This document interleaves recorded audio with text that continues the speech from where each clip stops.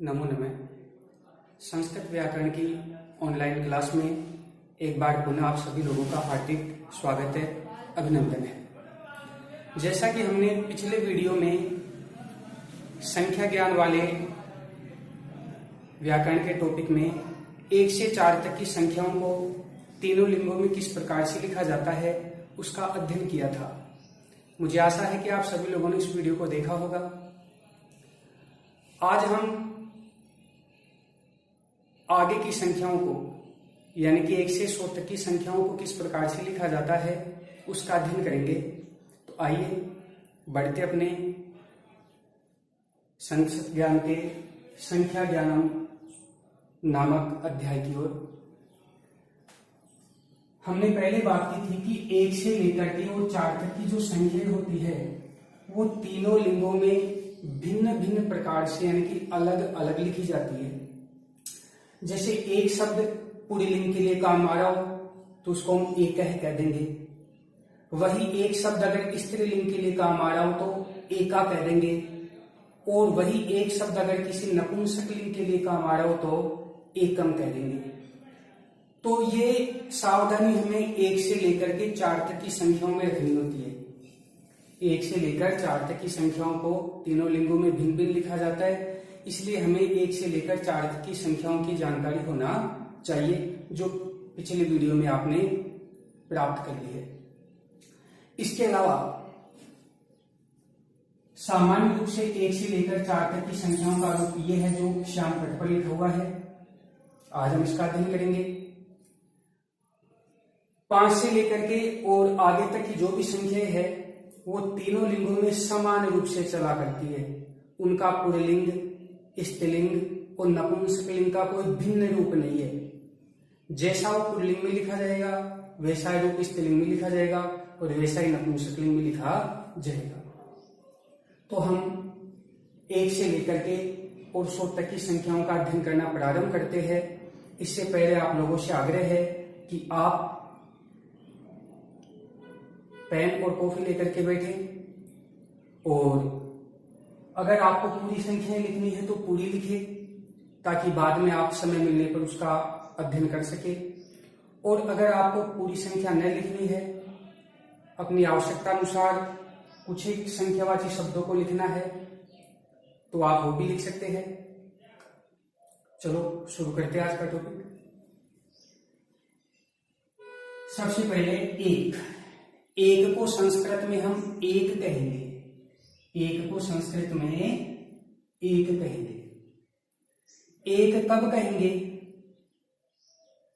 जब एक शब्द किसी भी लिंग के लिए न आ रहा हो तब एक के लिए एक काम मिलेंगे। जैसे मान लो हमें संस्कृत में लिखना है एक महिला, तो यहां पर एक शब्द महिला के लिए आया, महिला तो स्त्रीलिंग की हो गई, तब एक के लिए एक का काम मिलेंगे। एक फल, अब एक शब्द फल के लिए आया, फल नपुंसकलिंग का है तो एक भी नपुंसकलिंग का काम मिलेंगे एकम। लेकिन हमें किसी भी लिंग के लिए काम में नहीं लेना, हमें तो सीधा ही कहना है एक। या फिर समय से संबंधित बात है, किसी ने पूछा कितने बज गए, हमने कहा 1 बज गया, तो उस स्थिति में एक के लिए हम एक शब्द काम में लेंगे। इसी प्रकार 2 के लिए द्वि, 3 के लिए त्रि,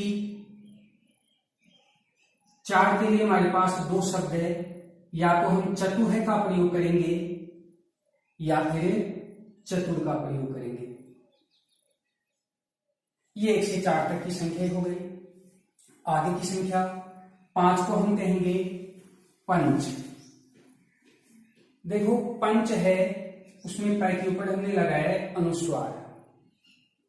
संस्कृत की अधिकतर पुस्तकों में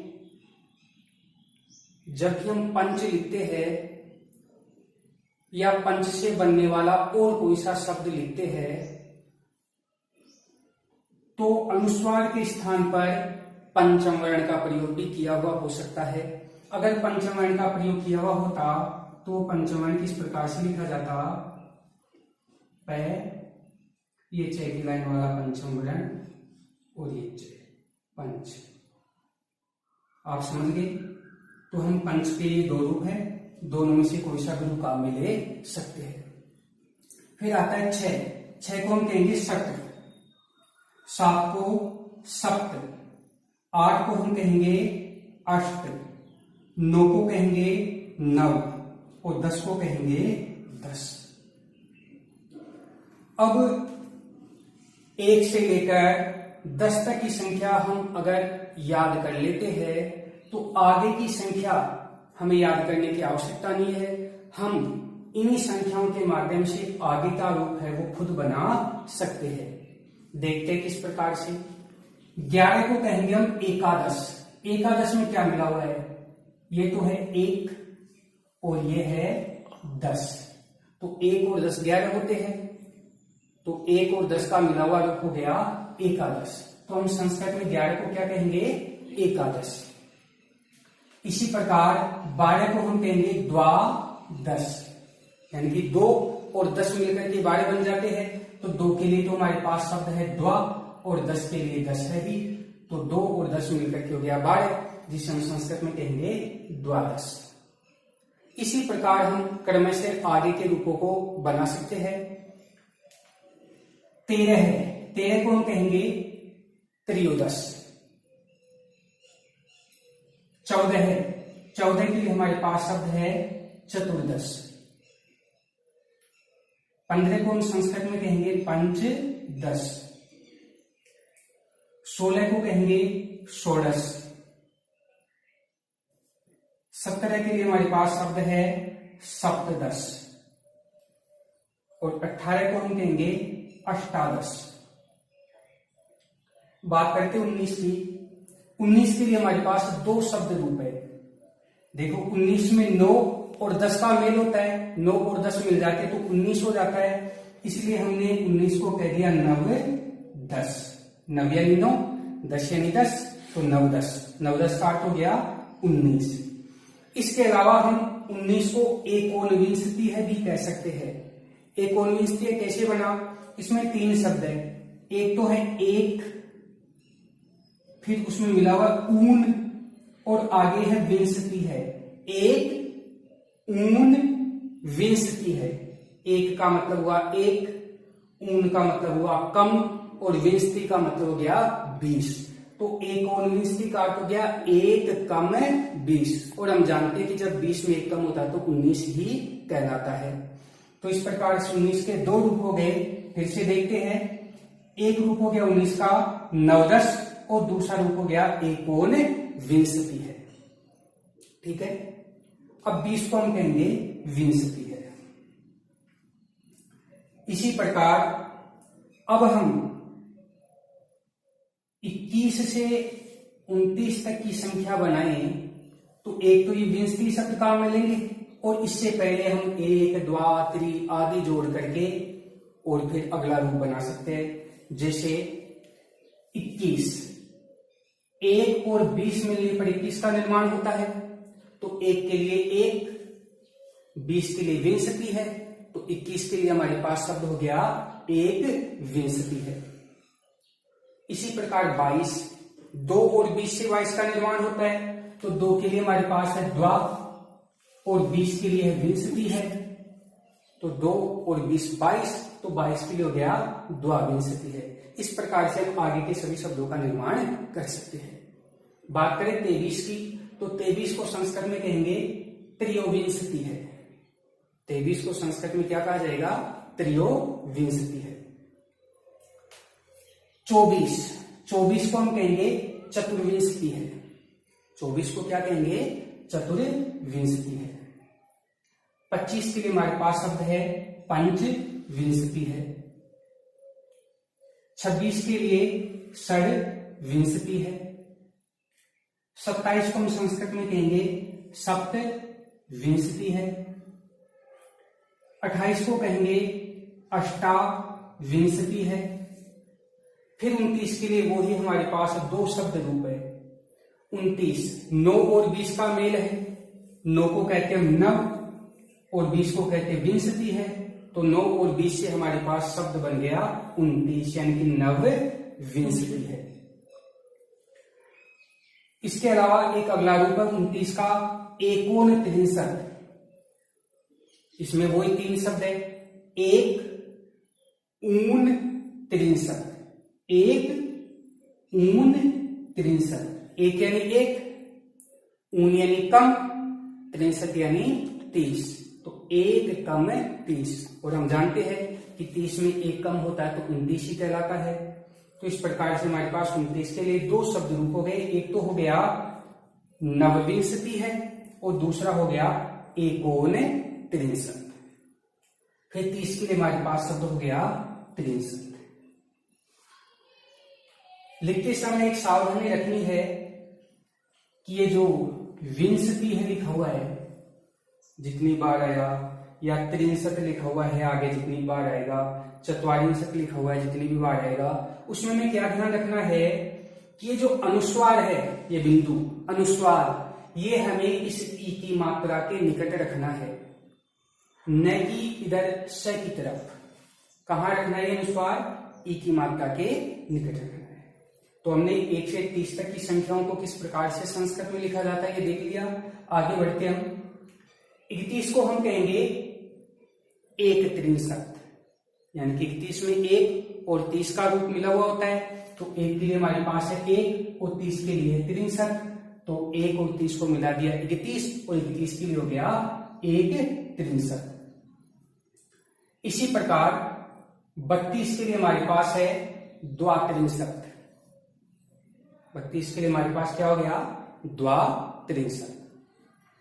इसी प्रकार हम 33 को कहेंगे त्रित्रिंशत्। क्या कहेंगे? त्रित्रिंशत्। 34 को हम कहेंगे चतुस्त्रिंशत्।